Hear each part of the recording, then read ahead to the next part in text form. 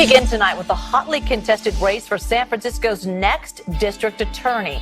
Tonight, Chesa Boudin leads Susie Loftus by more than 2,400 votes, with only 1,200 left to be counted. Those numbers prompted Loftus to concede the race. Hey everyone, this is Rashad over at Newsbeat. So we want to give you a brief update regarding our recent episode about restorative justice. One of our guests on that show, Chesa Boudin, actually came out on top in the district attorney's race in San Francisco. It was a huge accomplishment for him and the broader criminal justice reform movement. I know that there's a lot of distrust between San Francisco communities and law enforcement. And my first job is going to be to roll up my sleeves, to work with everybody, all stakeholders, all communities, and make sure we can rebuild that trust so that we're all safer. Boudin is among a number of DA candidates running on a progressive or reform platform, and his win signals that that movement is as strong as ever. That Boudin won is even more significant considering that his closest competitor, Susie Loftus, was recently appointed interim DA by the mayor of San Francisco just weeks before the election. Now, Boudin's supporters were outraged. They said the appointment gave Loftus an unfair advantage as she was able to run as an incumbent. Well, Boudin eked out a close victory, and now he'll be able to institute some of the reforms that he campaigned on. The central theme of Boudin's campaign was putting victims first. And to accomplish that, he spent a great deal of time talking about restorative justice as not only an alternative to incarceration, but a way of empowering victims, actually giving them a choice about how to move forward and allowing them to define justice in their own terms. Boudin credits restorative justice with helping him heal from the trauma that he suffered as a result of his parents' incarceration. What you heard from Boudin in our restorative justice episode was only a small portion of our interview with him. So in response to his victory, here's more from our conversation with Boudin, the now DA-elect in San Francisco.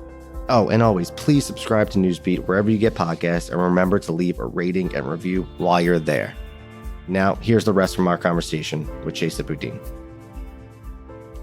It's important to remember that part of what mass incarceration means is that the majority of American adults have an immediate family member who is currently or formerly incarcerated.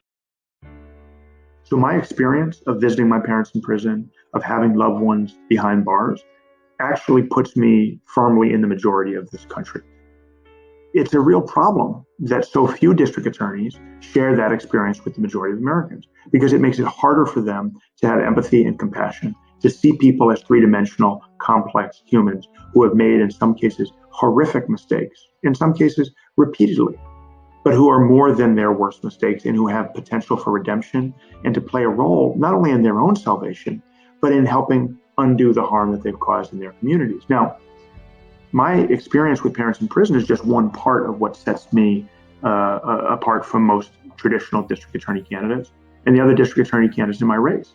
As a public defender, I'm the only person in this race or in most district attorney races who has actually advised someone accused of a crime to plead guilty, who's had that conversation about what it means, about what they've done, what their rights are, and what the choices ahead of them are, and why it might make sense to waive those rights, take responsibility, even in the face of potential long prison sentences. I'm also the only person who's ever represented someone who's wrongly accused of a crime, who's factually innocent, but facing the prospect of waiving their rights and saying they're guilty simply because they're too poor to pay bail.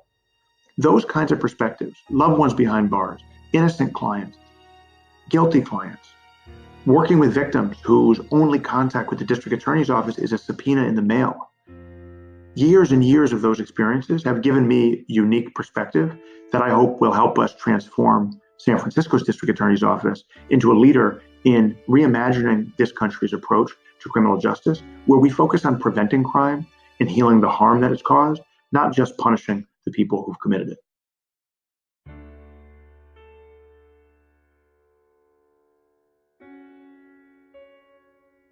We know that the tough on crime era was a failure.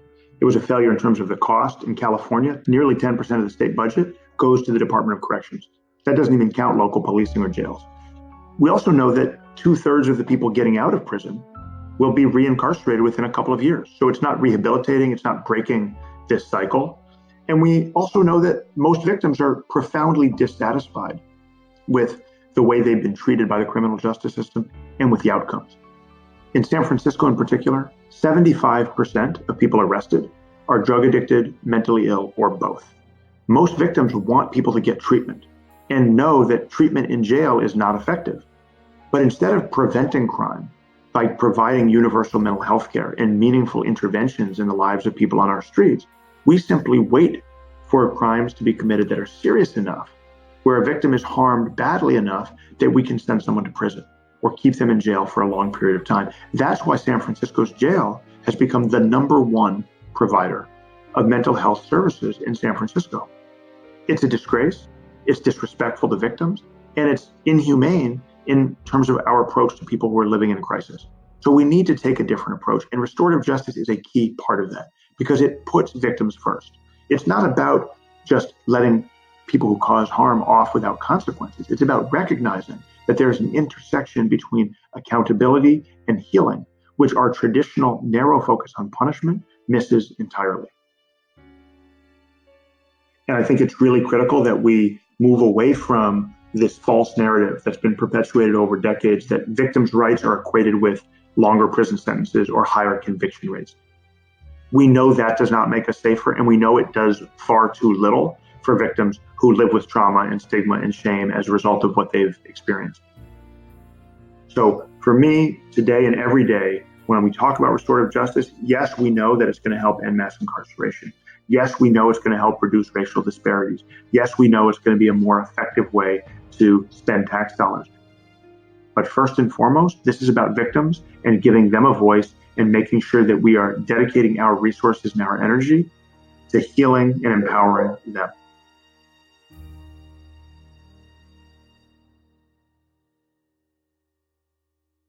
All right, this is Rashad again. So a special thanks to Chesa Boudin for speaking to us during his busy campaign season. We also thought we'd bring along our editor, Chris, to share a few thoughts about restorative justice, that episode in particular. So Chris, what were some of your takeaways? So what would you tell listeners? Yeah, well, for me, it was restorative justice as this lesser known alternative to mass incarceration and its ability to actually give crime victims a voice. You know, in the vast majority of cases within our criminal justice system, imprisonment is just simply the given. You know, somebody commits a crime, is convicted, and is locked up. End of story. Well, that's not really the end of the story. More accurately, it's the beginning, really, of this world of hurt for the victims and their families, in addition to the families of those who are locked away. It's sort of this ripple effect of pain, which never really addresses the psychological, emotional, or physical damage rendered, nor the healing process at all. So a lot of this anguish remains unresolved, and rarely are the actual victims of those crimes given any say in what happens to their perpetrators or what type of punishment they, as victims, believe is fitting. So restorative justice grants them that voice and consequently sort of kickstarts that healing. I think another really interesting thing discussed in the episode is Chesa Boudin's upbringing and how it impacts the prospect of reforms his election makes possible. Just a really very, very moving story. I'll suggest you listen to Boudin explain it in his own words in the episode. But here we have a district attorney who actually experienced the incredibly heavy and incredulously underreported toll incarceration takes on family members of those convicted. The guilt, the remorse, the pain, and all the boundless other emotions experienced when someone you love has committed a heinous act and is imprisoned. On top of that, imagining the torture, experienced firsthand by the victims of violent crimes. There are no winners, just this endless cycle of pain. Restorative justice is a meaningful attempt at addressing this. That's great, Chris. And as Chesa Boudin told us when we spoke with him, that if elected, that restorative justice would be a process. He's going to implement it, see how it goes, and see how it's working for the victims. So it'll be interesting to see how that all works out. So that'll do it for this bonus episode. To listen to the entire aforementioned episode called Restorative Justice, Healing Instead of Incarceration, head over to your favorite podcast app and download the show. Along with Boudin, the episode featured Danielle Serid. She's the executive director of the nonprofit Common Justice and the author of Until We Reckon, Violence, Mass Incarceration, and a Road to Repair. She was also joined by Rachel Barkow, professor at New York University School of Law and faculty director of the Center on Administration of Criminal Law, as well as the author of the book Prisoner of Politics: Breaking the Cycle of Mass Incarceration. As always, we highlight extraordinary performances from independent hip-hop artists, so this episode includes a contribution from Brooklyn's own Napoleon the Legend. Remember, you can head over to usnewsbeat.com to check out more content and to support the podcast and the artists who appear on each and every episode. Once again, guys, thanks for listening. We will not end mass incarceration unless we take on the question of violence. More than half of people in America are locked up for crimes of violence. That means we're not getting a reduction by more than half by ignoring more than half of the people there. You don't have to be a statistician to know that. But the deeper part about that is the role violence plays in our cultural addiction to prison. We don't choose prisons over roads and prisons over hospitals and prisons over schools because we're concerned about somebody who repeatedly shoplifts. We do that because we've been told this story of some imagined monstrous other, somebody who is lacking in empathy, who is so different from us, so incapable of the kind of human decency and compassion that we know characterizes us and our families, that we have to be protected from that person at any cost and by the state. That story is not new. It is as old as this country, and it is as racist as this country. And by that, I mean it has always been a story about Black and brown people. United States, where they incarcerate at the highest rate. You made the whole populace afraid. Gotta keep them safe since the age of slaves, inmates inside a cage. Families destroyed at